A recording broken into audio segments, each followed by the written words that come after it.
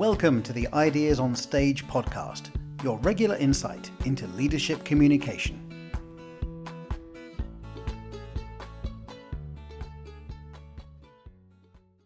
Jackie, welcome to the show. Thank you, Andrea. It's great to be here.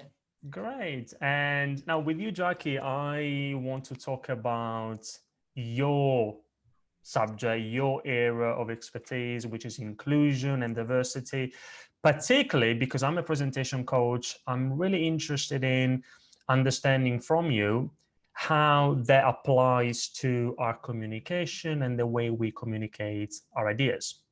Sure. So the first question I wanted to ask you is, now, if you think about public speakers, presenters, what are the key things that they need to be aware of for them to be able to be more inclusive when they communicate their ideas? Okay, so well, thank you for the question, and actually, I'm really pleased that this topic is now more on people's radar, because I suppose the first part of my answer would be that the audience of any presenter will be by nature diverse. So if a presenter or any communicator in an organization is not being mindful of including people through the words that they use and other elements of their communication, then they are going to potentially isolate or ostracize somebody in their audience. So the words that we use are really important. What I think is, it was very interesting when you said inclusion and diversity rather than diversity and inclusion. And I don't know if that was intentional or not, but I think what a lot of organizations and a lot of speakers focus on is diversity. And diversity, of course, is just difference, and it comes in many, many different forms. So somebody could be, have a different race, ethnicity, gender, and so on and so forth. But they could also be diverse, neurodivergent, so diverse in their thinking, the way in which they process, and cultural diversity plays a big part as well. And the way in which we use language may impact people of different cultures differently. So there are so many things to be mindful of. But the reason I like the fact that you started with inclusion is that you simply can't say to somebody, it's okay, you're included. They have to feel it, and they can only feel it. We can influence how people feel. Of course, in the presentations that we give, it can be very emotive, our presentations. And so it's thinking about the way in which we help create an environment and a platform in that communication that just enables people to truly feel as though they have a value and they belong. Yeah. So yes, words are very important. And actually, because you've just said that words are very important, I would love to explore that topic in a bit more detail with you. Could you give us some examples or just your ideas in terms of the impact of the language we use, the impact of the words we use, the labels we use, for example? Can we explore that topic in more detail? Yeah, absolutely. So, well, words do matter, and they do have impact on people. And I think the key is that, there isn't a one size fits all with this.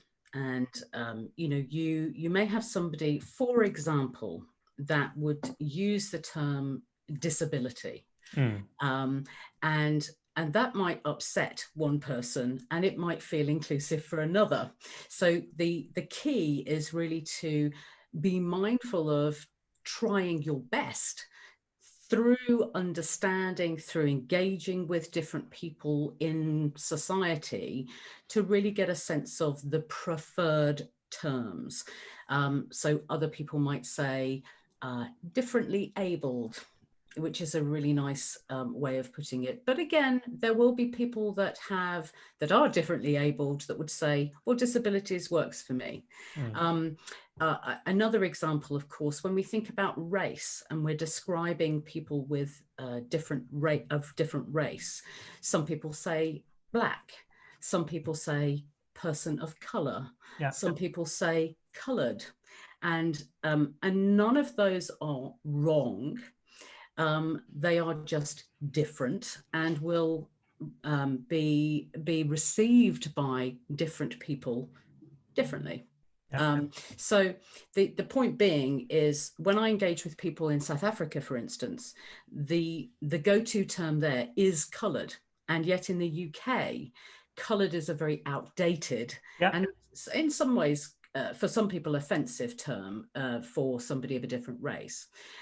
Similarly, especially, race has been in the media a lot recently, and there are people that would say, I'm not black, I'm brown. I've had somebody else say, I like to consider myself latte.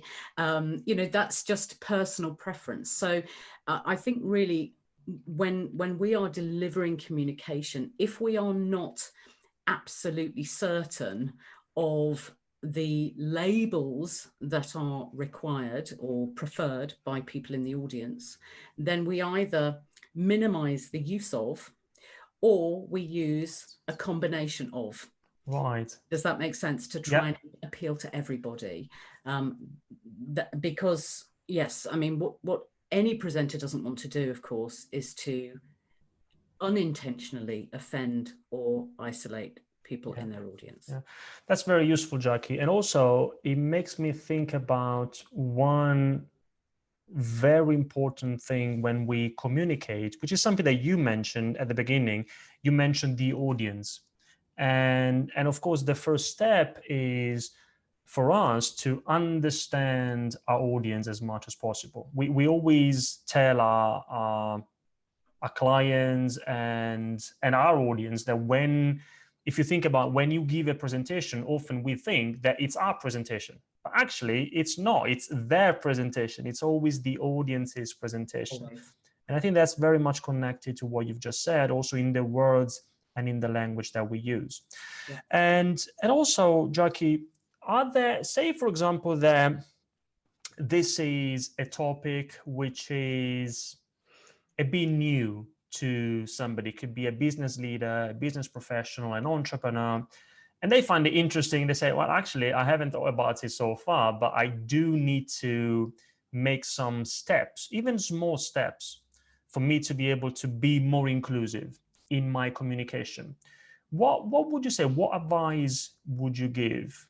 Okay, so, well, the first thing would be to get yourself grounded, a grounded level of understanding of what actually we mean by diversity and inclusion.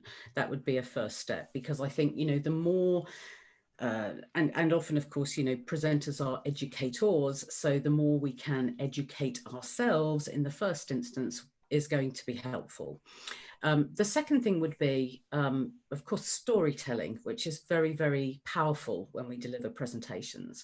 And I think it's important to, yes, where you can, use your own stories, of course, but to pick those stories carefully and mindfully, so that the story is, again, less likely to offend or not really resonate with certain people in your audience. So as an example, when I present, I often say to people, think about a time when you perhaps felt like the only one.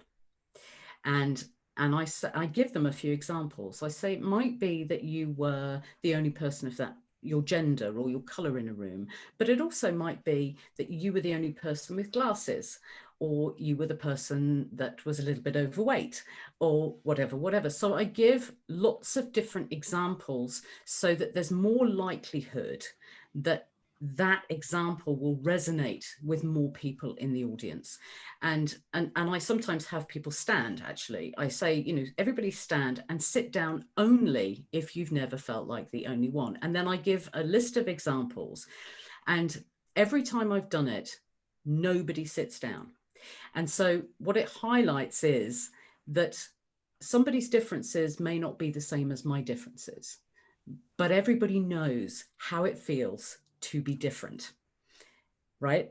The way in which they felt it is their personal story. So, but it's an example that I can use when presenting that will by nature be an inclusive example. And it's very clever to do it that way. And it took me a bit of doing, but it's a clever way of doing it because you want your messages to land with as many people as possible, right?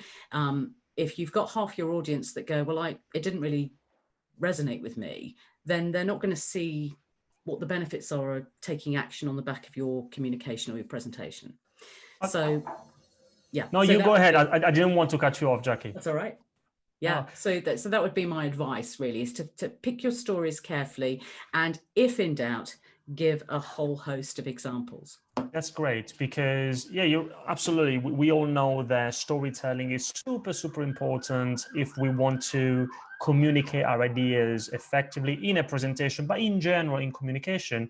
But it's not just about any story. What you're saying is that it has to be a story that resonates with as many people as possible in any particular audience. Absolutely. Yes. Yeah. And also, Jackie, now, so far, we've been talking about our communication, the language we use, the words we use. But actually, if we think about it, if we think about inclusion and diversity, it's not just what we say, it's also what we do.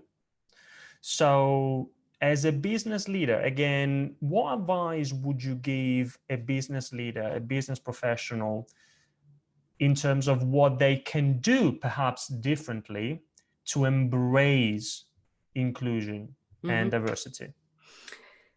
Wow. I don't know if we have time for me to go into everything that they can do. Let's give it a try. Maybe Let's a few ideas. Okay. Well, I mean, I've said it before and I'll say it again, educate yourself. Because, and I said this in my TEDx talk, we copy what we see every day. Like kids. Sorry? Like kids. Like kids. Yeah. It's how we learn. Yeah. It's how we learn language. It's how we learn behavior. We copy what we see every day. So it almost doesn't matter what a business thinks it stands for. It doesn't matter what values they portray on their website and on their posters and so on, unless those values and what they stand for really comes to life and it's visible in the actions and the language of the people within it. And the leadership teams, they may think that the organizational culture and becoming more inclusive is somebody else's responsibility. Maybe they have a D&I officer, maybe they have a HR department, but they are the people that, know it or not, many of their workforce aspire to be like. They see them as focal figures. And so it is the leadership teams that really drive that culture. And so, yes, understand. If you present, be the same person on stage as off stage. There's that level of authenticity, flawed or otherwise, that I think is so important, because inauthenticity, of course, is so transparent, so you have to be yourself, everybody else is taken, right? So it's about being the best version of yourself on and off stage, and almost treat yourself as if you were constantly being videoed, I guess. Interesting. And and if somebody were to play that video back of your action, your language, your behavior, would you be proud that they said, your life video or your behavioral video is going all over our media to promote this company? Would that be really a proud and presentation that you would hope to have of your organization?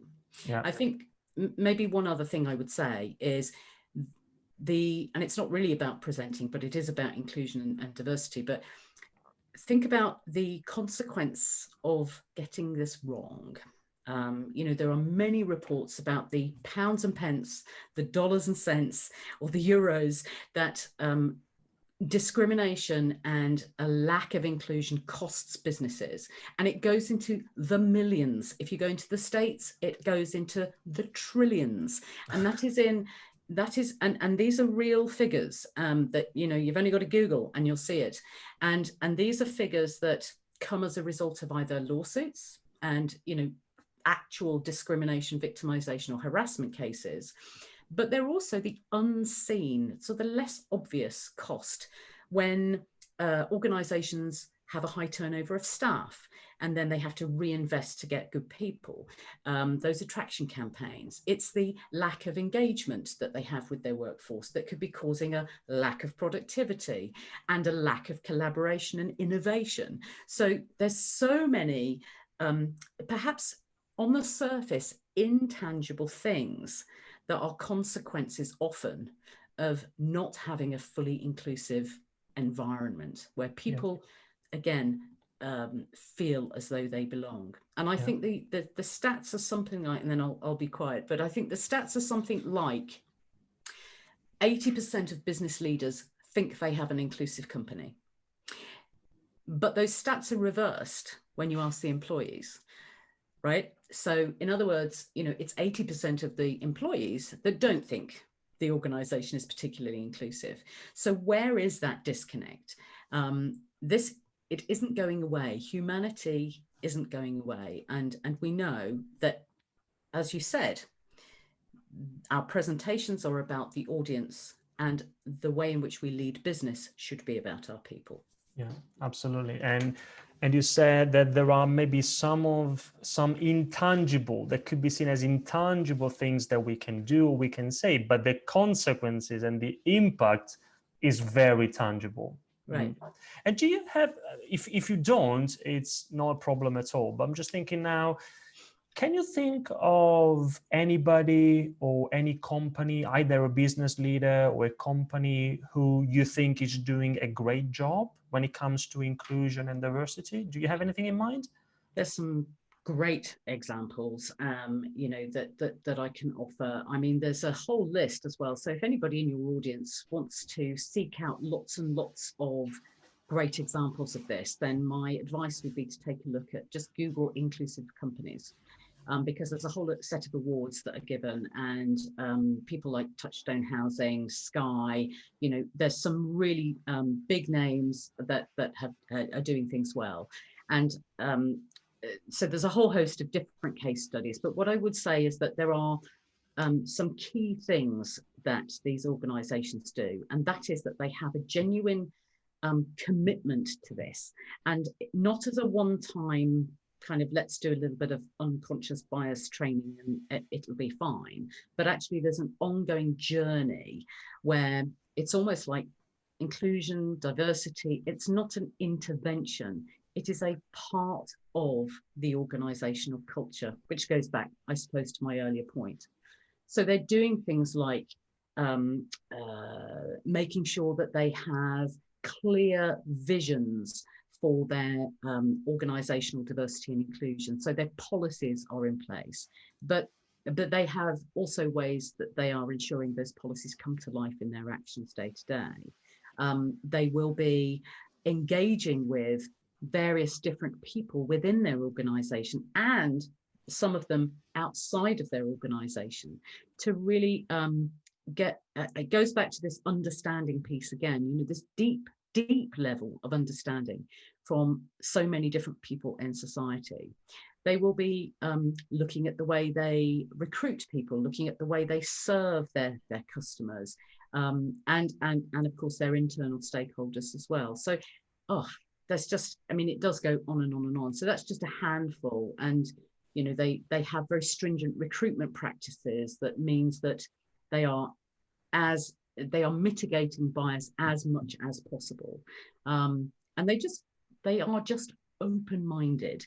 And I think, you know, the first step perhaps for any organization, and indeed any presenter, would be to think about, I won't always get it right, but I will keep acknowledging my flaws and keep pushing through, because I make mistakes sometimes with the language that I use. You know, I said, I put a post on, I think, quite recently that said something about people suffering with mental health illnesses or people suffering with disabilities. And somebody quite rightly corrected me and said, well, I have a disability, but I don't suffer with it. I live with it. And so that I took that on board. I realized that actually my choice of words was born from a place of, you know, good intention, but nevertheless misplaced. And so I will never say that again because I've internalized it to make sure that I frame it in a way that actually is much more positive. Yeah. And that's it. It's all part of the journey. Yeah, and you're right, Jackie. I think what that tells us is that when you make a decision, a conscious decision to try and consider some of the things that we've talked about so far, I think you will make mistakes. Always. Anyway, you will make mistakes, but as you said, at least the intention is good. And if we start from that place of understanding and good intention, then it's a good first step, I guess. And here's a super simple tip that anyone can take on board for presenting is, please don't come on stage and say, good afternoon, ladies and gentlemen. Now, you might think, well, that's polite, but there are so many layers of gender identity in this world. Now, what I always also say is you don't necessarily have to agree with points of view to be able to respect points of view. And gender identity is something that various people will have different views on. But it's there. It's a thing. And there are, one of my friends once told me there were over 60 different gender identities. Wow. So ladies and gentlemen, just could actually, yeah, right. It could totally isolate. So simple to just say, good afternoon, everybody. Good I love afternoon, it. all of you. I mean, it's so simple, but just that switch, a minor reframe of the language that we use. And we know if you're a presenter and you're going out and you want to make sure that your message hits, the last thing you want to do with your opening line is to isolate part of or exclude, ostracize part of your audience. So simple things like that can just make a big difference. That's great. Thank you for that tip. That's amazing. And also, as you were speaking, Jackie, I was thinking that actually here what happens is that for a business leader, for a company, if you think about all the different touch points that you have when you run a business with your people, with your teams, and with your partners, with your clients, potential clients, when you need to recruit talent, as you said before, there are so many things that you can look at where inclusion and diversity play a big role. 100%. So, yeah. And also another thing is that, and you touched it before with the statistics, that although it's not the most important thing, but there is a business value in what we are talking about here, because of course you don't embrace inclusion and diversity because you can benefit from it from an economic perspective. You do it, I think you should do it because it's the right thing to do. Right. But it's good to know that there is also a positive business value if you get it right. Yeah. And, you know, I think, I know you said, you know, it's not necessarily the most important thing. And yes, I would agree with you. You know, we don't want to do this because we think we should for the pounds, shillings and pence, as it were. But if that's what gets you moving on it, go for it. You know, I think, you know, was it Richard Branson who said many years ago, your customers are not the most important, your people are the most important. If you look after them, they will look after your customers.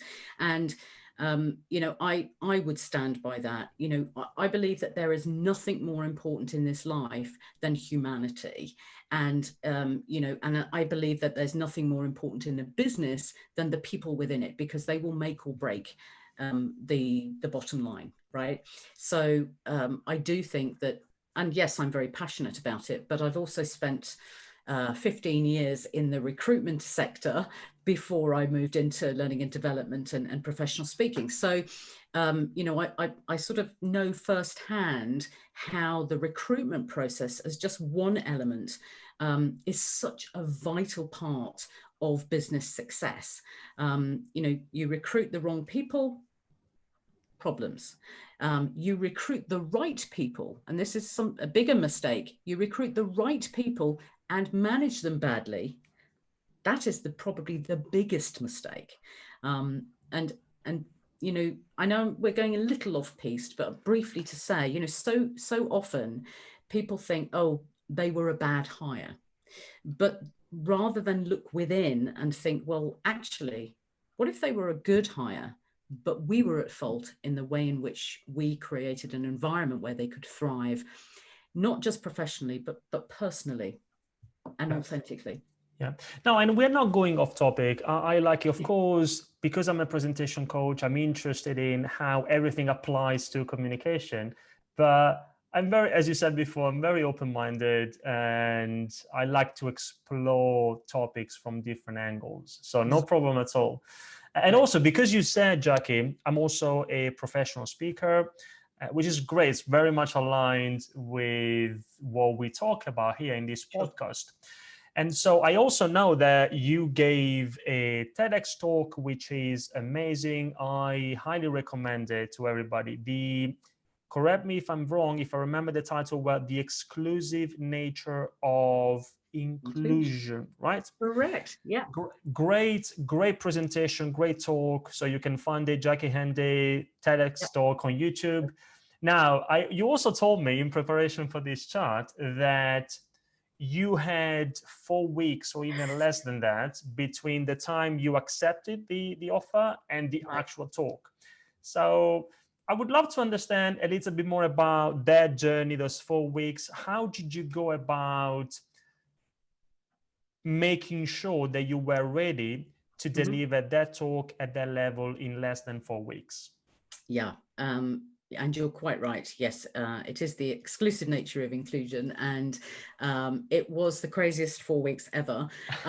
So I'm recently made a fellow member of the Professional Speaking Association of UK and Ireland, and I joined the PSA. Gosh, it'll be 3 years in February, and I joined because the PSA doesn't just talk about crafting your speech. That's a bit more Toastmasters, which are very good in things like that. And of course, people like yourself, Andrea. The PSA talks about a speaking business. So that's good for coaches and consultants and trainers and speakers. So I joined them, and they have an emerging speakers competition every year. And where a select few can, if you're in your first year of membership, you can apply to take part. It's a little bit like X Factor, but Speaker Factor, they call it. You have 5 minutes to deliver a talk, and they judge you very strictly, not only on your timekeeping, but also on your bookability, your messages, and so forth. And I kind of go for it, you know, and I said, yeah, sure, I'll do that. So that meant that I had to craft a 5-minute talk. I did that, and I won my regional heat. And that, I mean, you will know, and I'm sure many in your audience will know, that actually the shorter presentations are more challenging than if you're talking for an hour, hour and a half, whatever. So that was a tough gig. And just after I'd won that heat, I heard about TEDx Telford. And I mentioned I live in Shropshire, so Telford is the, you know, in this county. And I thought, yeah, I'll go for that, because I was on a crest of a wave. You know, I just won my heat. And so I applied, not really expecting to hear a lot, but I did. And I heard about, you know, my acceptance, if you like, 2 days before I was going on a 2-week holiday. To find out that it was, in fact, 4 weeks from the date I was informed. So that meant 2 weeks out of the country, 2 weeks in the country. So I thought, oh my God, what am I going to do? This is a great opportunity. What am I going to do? So I thought, well, actually, the 5-minute presentation I gave at the Speaker Factor competition, I will use that as my base and extend that with story. And so that was, if you like, I had a little bit of a head start with some of the messages. So what did I do? I basically, I had the key messages, and I'm sure you teach this and people in your network understand this, but it's about not trying to cram too much into it. So if you have, I don't know, 3 messages, great rule of thumb, isn't it? 3 key messages. The rule of 3, yeah. Right. It can be more memorable and so forth. So I'd got 3 core elements to what I wanted to, get over to the audience.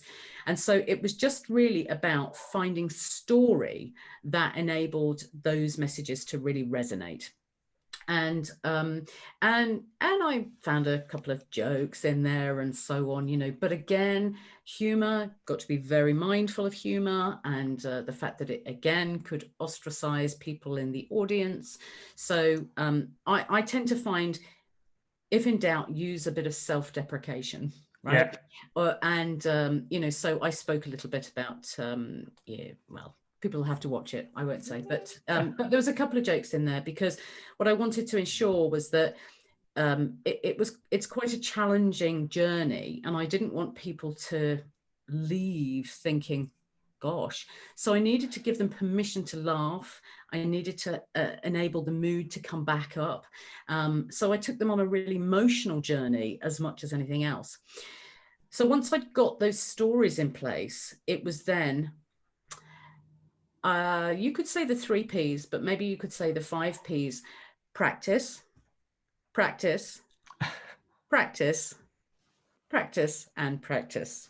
Yeah. And so I was on holiday in Rhodes, a Greek island, and I literally every single day of that holiday, I would say, I'm going in and I'm going to practice. And I would go in and practice for an hour, there or thereabouts, every day. I still managed to have a good suntan by the end of the holiday, but that's another story. And what I would do as well is sometimes I would video myself just on my phone, so that I could watch back, look at my movement, look at the gesturing, listen to the flow, really. And I practiced so much that by the time I actually delivered the talk, it didn't sound practiced, if that makes sense. Absolutely. And what happened on the day, what happened on the day was somebody in the audience, and people will see this when they watch, but she shouted something out. It wasn't a heckle, it was just something. And I was able to respond in the moment to her with, something else, and still be able to go back to where I was, because it was internalized. For those 4 weeks, if you'd have cut me in half, I'd have had TEDx talk all the way through me, and it was interesting because you can only really, everybody is different, but for me, I could only really give a deep, true sense of an authenticity where I wasn't really worrying about what was coming next. And the only way I could get to a not worrying about what was coming next was practice. Yeah. And there's something, Jackie, that I think I read in the book by Chris Anderson, the curator of TED, the conference. And he uses this analogy. He says that practicing and rehearsing is a bit like going up a hill, a mountain. He says if you start going up and then you stop, then you will never get to the top of the hill. Right. And rehearsing is the same. If you rehearse, say, a couple, especially for important presentations, you practice a couple of times and then you stop, then of course you sound robotic. You haven't got to the top of the hill yet. So what you need to do is you need to continue going up, which means that you need to practice a bit more and a bit more so that you can start going down. And you're right. What's interesting is people say often, well, I don't like to rehearse because I don't want to appear robotic. But it's the opposite. Yes, well, I think so. Yeah. The more you rehearse, without memorizing, of course, because it depends on what makes people comfortable. But I'm not asking anybody to memorize word for word, although some people like to do that, and that's fine. There is no right or wrong approach. But if you rehearse and if you practice, if you know exactly pretty much what to say and when, then not only will you not appear robotic, but the flow will appear very natural to the audience. Absolutely. And I think so the thing that I found helped me was having those messages. So having those 3 key points, because it was almost like, now I know I'm talking about this. So I'd only almost got to remember what the 3 messages were. And also then when I was on the first message, I'd got that bit of story. So message, story, and maybe a reiteration of the message. And then that was that bit done, right? And then I could move on to the next bit. And all I'd got to worry about then was the story and the message. And then there was just a little bit, of course, that wraps everything together at the end so that you have that lovely finale, as it were. But actually, when I delivered the TEDx talk, I used, because you probably know, everybody, but that you have that red dot. It's quite a big red dot, but it's a red dot nevertheless. And they suggest that you stay on it, right? And that helps with video and all sorts of things. And I wanted to make sure that I could still use my body and that my body would help me remember where I was at as well, if that makes sense. Yeah. So I knew that I was going to have, so for example, I had gestures like here and here, which I knew what they meant. Your viewers will when they watch it, but I knew what they meant. But also within that red dot, rather than a distinct walk forward, there was just a subtle shift. And that sort of helped me say, right, so now I'm on the next bit, physically and, well, not metaphorically, but physically and literally, I'm at the next bit. And so that subtle movement was almost like a trigger to remind me as well. So there's lots and lots of little tips and things, that kind of were brought in. And my TEDx is around about 12.5 minutes in length. So, when you again break that down, that's really, I would say, what, a minute or two's intro, around 3 minutes on each section, and then a minute or two's wrap up and finale. So when you can break it down like that, and the same would apply for a 30-minute or a 60-minute presentation, but break it down into chunks, I would say, and then practice that fluidity of making those chunks fit.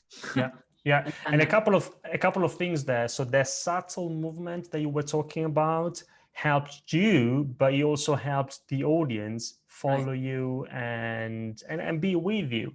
And then, absolutely. What you've shared is the simplest and most effective presentation structure, which, as you said, I 100% agree with you. It applies whether you need to give a 12-minute talk or a 30-minute presentation, even a 3-hour workshop. Why not? But if you think about it, especially for short presentations, but it applies all the time. If you find a way to hook your audience, to capture their attention at the beginning, and then you communicate your 3 key messages, of course, then, depending on how much time you have, you can and you should support each message with stories, examples. It could be data sometime in a business presentation. Yeah. And then a powerful conclusion, making it very clear to the audience what was your point and why they should care about it. That's it. It will be a very effective presentation. And I think, something to add here is, especially in business, we sometimes think that we're giving a head-centered presentation, right? So you might be displaying facts and figures, statistics, customer data analysis, etc. But people will still get connected with the heart as well, right? So I would say if you're doing quite a data-heavy presentation, bring some heart into it. And the same applies with a heart-centered presentation. My TEDx talk was quite heart-centered, but as you rightly say, there was still some analysis for those people that wanted the data and the analytics, because again, going back to that earlier inclusion point, when people think and process differently, they want different information. So how are you going to appeal to everybody in your audience? Head and heart would be my advice in relation to that. And I suppose there was one other thing that perhaps to add that maybe I did a little bit differently. I think when we talk about structuring presentations and so forth, we say, you know, how do you start a presentation? Maybe you ask a question, maybe you have a statement, maybe you give a fact, and, you know, etc. And those are all great bits of advice, by the way. I actually ended my presentation, my TEDx presentation, with a question. Yeah, I remember that. And it was a question that, although you can't hear it, and I'm gutted actually you couldn't hear it in the recording, but everybody shouted yes. Yeah, you can't hear that. You can't hear it, no. And I promise you it happened, because it was the most touching and moving thing. Because and I'm not going to say on here what the question was, but when you know, hopefully your viewers will watch the talk, but fundamentally that question, everything prior had built up to me asking that question, hoping for a yes. And I got it. And so that almost gave me the reassurance as the presenter that the message had been heard and understood. Yeah. And that was almost a lovely way of getting immediate feedback for me as well. Yeah, no, that's great. No, absolutely. And I was thinking about something else that you've just mentioned before, and we are doing this live, and it's okay. I like to make it informal because I don't remember now what I wanted to say, but it was important. It's something that you mentioned. Okay, I just forgot it. Maybe we'll do a part 2 of this interview. But anyway, maybe.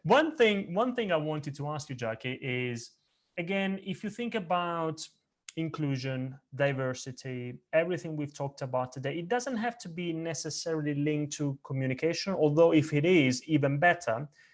Do you have maybe any books or things to read, resources that you would recommend to our listeners? Again, there's a whole plethora of books, and of course I'm going to mention my own. I actually wrote a book called The Little Book of Belonging. It's behind me on the shelf, actually, just a little bit of promotion there. And that's it's a very, very simple sits on your desk, so it's only available on my website. Amazon can't produce them, so and you flip it over. It's your weekly guide to inclusive habits. Nice. And it gives you a quote, and it gives you a reflection, and the quotes basically they're not linked to your traditional, you know, did you know that was bias, and, you know, don't say this, don't say that, but instead it's getting people to reflect on how they can get to really understand different people, how they can educate themselves, you know, and it really gets them to look within. It can be quite a challenging journey, but it's a very reflective piece. So it doesn't actually list, you should do this, because I deliberately didn't want it to be dictatorial, because we receive information differently, and that's really important for presenting. But it is a very reflective book. So that's The Little Book of Belonging. There are so many books out there on diversity and inclusion and various elements of the topic as well. So I suppose the best thing I would say, and it isn't for promotion, but it's for genuine positive intention. If anybody listening wants to reach out and they've got a specific question or whatever, I'm really happy to point them in the direction of something, a resource, a podcast, only once they've listened to yours, a podcast, a book, a TED talk, etc., that will help them understand a bit more. And I'd be delighted to do that. That's great. And if people want to reach out to you, what's the best way for them to do it? Well, there's again a whole host of ways. My website is simply www.jackiehandy.com. Click on the shop link and you'll find the book. I do a lot on LinkedIn. So I'm Jackie Handy, and I'm FPSA FIRP, which is So that's basically the fellowship of the PSA, Professional Speaking Association. I'm also a fellow of the Institute of Recruitment Practice. So from my recruiting background, of course. So they'll find me on LinkedIn, Jackie Handy. I run a Facebook group as well, actually, which is called The Power of I, and based around the power of inclusion. And basically that is what I've set up as a safe space for people to come in, maybe ask those questions they're not too sure about asking elsewhere. We share hints, we share news, and we help people with their inclusion journeys. And then finally, I've got videos on YouTube. So again, Jackie Handy, they'll find me on YouTube. So Perfect. Lots of ways to get in touch. Perfect. And Jackie, before we wrap up today, is there anything else that you'd like to share? Is there a question maybe that you wanted me to ask you and I didn't do it? Anything else you'd like to share with our listeners? Do you know, I think it's been a lovely, nice conversation with you, Andrea, and thank you for the questions that you have asked. I mean, you can probably tell I'm really passionate about the subject, so I could talk forever. So I'm quite glad that you've managed to limit me quite nicely, actually. But nevertheless, I've had opportunity to speak, which has been lovely. I think all I would say is give yourself permission to make mistakes, because you will make mistakes. But a bit like your analogy of climbing that mountain, never stop trying. You know, it is, life is a journey, isn't it? And, you know, I'm not just a speaker, I'm a consultant and training facilitator as well. And I would say, you know, never stop learning. That is so important. And every day is a school day. You know, so give yourself permission to make mistakes, but also be disciplined enough with yourself to keep learning, because it will not only enhance probably your business, but it will absolutely enhance your communication and your presentations. That's great. Thank you very much. It's a great place to end this conversation. And I also need to thank you, Jackie, because this is, I can say I've been, over the last few months, I've been interviewing many people and experts on lots of things, always very much connected to public speaking, presentations, communication. And I can say that for the first time, this interview for me was a bit new or different, because of course there is a strong connection anyway. But if you just think about inclusion and diversity, then it was new to me as well. But I enjoyed it very, very much. I'm glad that you've decided to accept our invitation. Thank you very much, Jackie, for your time, for sharing your insights, and let's keep in touch. All the very best. Thank you. Thank you for inviting me. If you enjoyed this episode of the Ideas on Stage podcast, there are many more you might like. So please subscribe, leave us a review, and tell us what you think. You can find many more ideas on business communication at ideasonstage.com or by searching for Ideas on Stage on iTunes, YouTube, or wherever you get your podcasts. Thanks for listening, and goodbye for now.